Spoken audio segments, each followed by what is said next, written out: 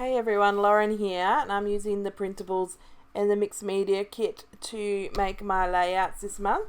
So I have, and the exclusive cut files I should mention, which is really important in this video. So I'm just pulling apart. I copied the Summer Days six times, there's an S on that word, 6 times, and then cut it out with the Cameo. And then I'm just pulling apart the inner letters and layering, like making little piles. So I end up with 6 of each letter. And I just fiddle with this, and obviously don't make you watch that process because that was I did film it because I kept my camera on, but just so I didn't forget it while I was making and creating. But then I put a bit of glue behind each letter and I'm sticking them together. And what happens is it makes your own thickers. They are basically chipboard thickers and they are awesome. Nice and not too chunky enough. They bounce off the page really nicely and I love them. There are a little bit of work, obviously, a lot of them are work compared to just opening a pack of thickers. But the fact that you can have whatever title you want because of the cut file, but also you can have whatever font because of the cut file. So I really, really recommend having fun and making your own thickers. So I got these 2 photos here of my feet in the water. One where the tide is going out and then another where the tide is coming in, and I've soaking my feet in the water, and I just really love, I love swimming and I love sitting in the beach and playing with the sand and whatever, but I really just like walking on the water's edge or standing on the water's edge and enjoying the waves coming in and out and your feet sinking, sometimes finding pippies and shells and things like that, but it's just, so nice. So took a photo, point of view, looked down and took a photo of my feet, and here I am scrapping it. So I have worked on the title and I've got that sitting there and I'm going to have a think about that, but for now I'm going to put some paper layers behind my photos. So I printed, if you've seen my printable video, first video for March, I cropped the Project Life cards in the PDFs, made them PNG files first, and then have printed them as full sheets, but also as half, 2 photos to a page in my printing kind of little setup on Windows. And that means that I've got all these lovely pattern paper that I've made from the printables. And that is what I'm using to layer. So some of the layers I've done 4 edges, the full border. Some I've just done 3 edges, and it just really depends on what I've thought in terms of the colour. I didn't want to overload it too much. I just wanted a little bit around the edges, and I'm thinking about here of adding some more to layers, but I really decide not to. Now here is where I'm pulling out the mixed media kit. I don't use the butterfly stencil, but I do use the gloss spray. So give them a good shake. Mix them all up, and then I'm just going to spray them directly on there. So we got the blue and the purple, and I'll let you know the colours if you want to know the exact colours. But I've just sprayed them directly on to the thickers that I've made with the cut file, and overlapped some of the colours and kept the colours separate at the same time. I'm just using my tweezers to put them on to the vellum so that it's tracing paper, so they can dry, but mostly so they can dry, but also because I realized if you let this dry on my mat, it's just an IKEA desk mat, it is hard to get up. So I did make sure I wipe that down and not leave it to dry. So then I'm going to use my heat gun and just give them all a dry and have my colors dried so that I can then stamp on them and add some interest. So I've just got a scripty font, there's scripty words all over this stamp, and I'm just using it without a backing sheet so I can have a little bit of randomness to it, and I'm just putting it all over the letters, and it is really fun. So I'm just going to layer them over there to see how it's looking, and then I decide I need a mixed media background. So I'm putting some pen marks on where the photos are sitting, and then I'm just going to go in this little rough shape to add some of the colour of the gloss spray.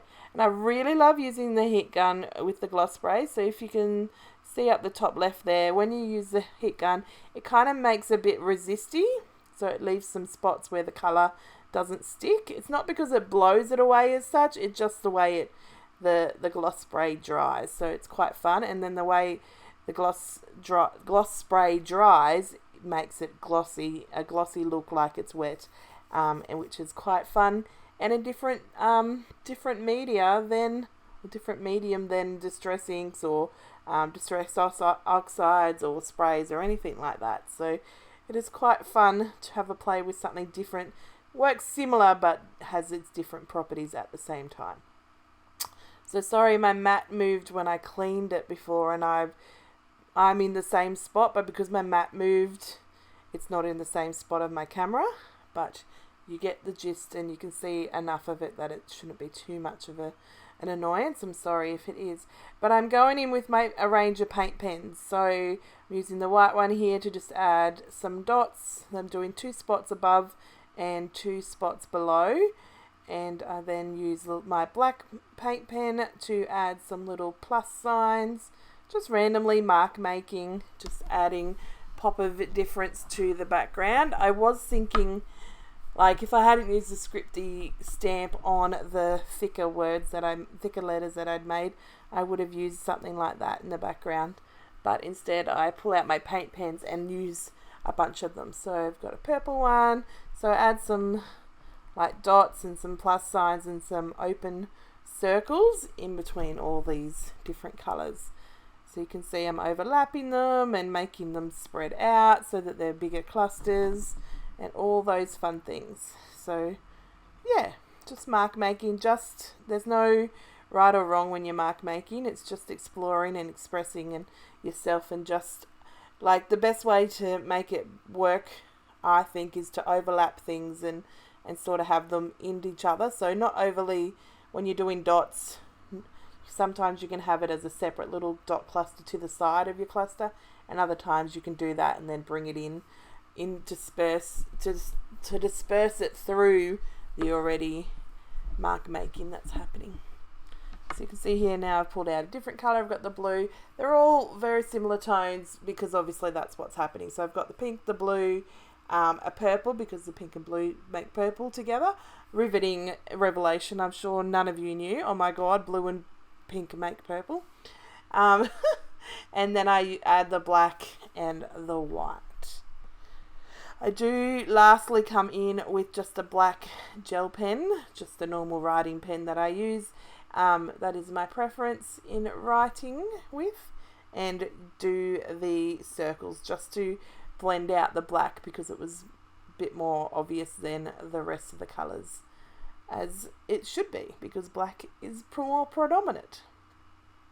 So that's not what I'm doing now, is it? Oh yeah, it is. I'm using the black gel pen. So again, just putting it where I feel like it works. And it's just really no right or wrong with mark making. It just is fun. You could cover this whole mixed media background where all the gloss spray is with mark making, and you'd be absolutely awed by the layout that you'd made, the background you'd made. So I'm going to commit to my photo layout. I'm going to put the photos down. They are in the right spot, and they're going to continue to be in that spot where I have originally sat them this whole time, which sometimes isn't always true when we're working with mixed media. And then I'm going to look at putting my letters on. So they stand out, but they don't stand out enough. So I am going to grab my paint pen, and I'm going to add the border, and so I'm going to add a little edge around the top, but then I'm also going to colour in the thickness of the shape, the letter that I've made. So sorry that is off the screen a little, but if you can see, might maybe pause it if you need, but you can see it sticks out heaps more. But yeah, doing the side means that you can see that thickness. And you could always outline the top with the black and then do the sides with a pink or a blue or something to match this layout. That would be fun too.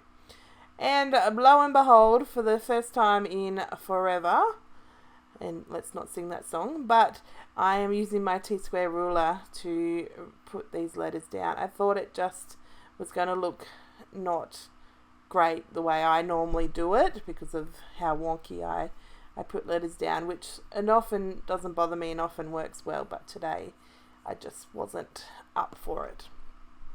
So I'm thinking about adding this cluster of labels, but there was too many other colours and it just wasn't the right layout for that. I'll keep it for another. But I'm just going through the printables, so the embellishments that we've got. So this little container, I've got the words, a range of the words that have been printed from the printables that Deb makes for us. So just having a look at the pink and the blue ones. There's a couple of different tones, but that is absolutely great because then you can mix and match things. I love these little paint strips. They are great for layering. And then so that little container was just the random embellishments. So I've separated them into flowers, leaves separately because we've got like full sheets of both. Labels separately, again got a full sheet and then some extras on the other pages. I then have words separated and then other embellishments which are just like icons or tags and banners and stuff like that without words. And then I have the printable paper that I've made for the kit. So that's how I separated. Let me know if you want to see how I organize that better, and I can do that for my next video, my next month worth of working with the kit. So I'm going to have a play with this cluster. You can see this cluster on the left is starting to be built. It's got two little paint strips and a word, and I have used my tiny attacher to attach it. Have I? Or I'm about to. And then I've got this other cluster of words, and I'm thinking about doing one on the left and one on the right of the photo. And then when I move this one into the middle, I decide that it works much better to have a vertical design with three little clusters, one under the title, starting here with this banner, and then one above the title at the bottom of the photos, and then one above the photos, all in a pretty vertical line. Vertical, yes. So yeah, just having a play with the words and the paint strips because that's all I've got going on at the moment, which is working very well. I like to have that mixed media background pop, and then the photos pop, and then the thickers that I made pop as well.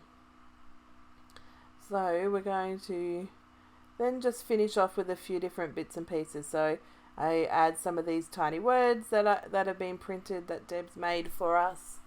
There's a few different phrases that are going to work, so I'm going to put them in a couple of spots to just add more of that black to the layout.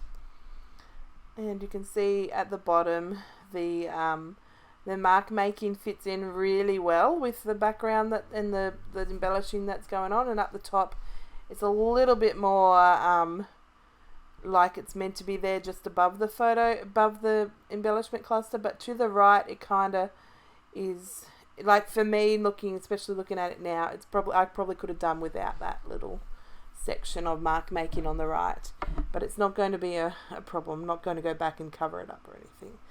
It's just one of those thoughts that if you're one of those people who plan their layouts, then now that I've gone for a vertical design, I wouldn't have put that one up the top right. So I add a label underneath that middle cluster to add some journaling. Nothing spectacular needs to be written about this moment. It's just that I love putting my feet in the water's edge. And then I'm just thinking about some more of these word phrases, tiny word phrases. I then go to my enamel dot stash. Oh, I'm still going to grab another tiny word.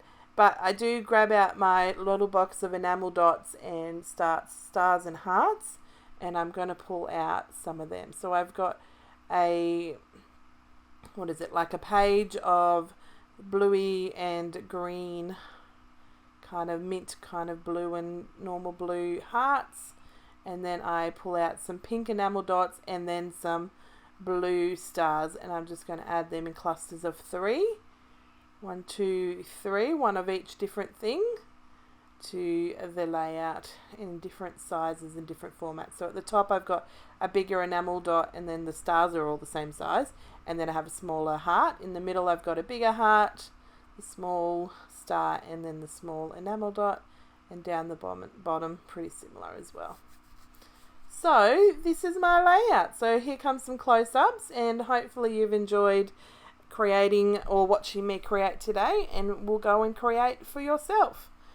There's a close-up of the figures so you can see a bit of the dimension. And have a great day. Enjoy mark making if you get to do some. Bye guys.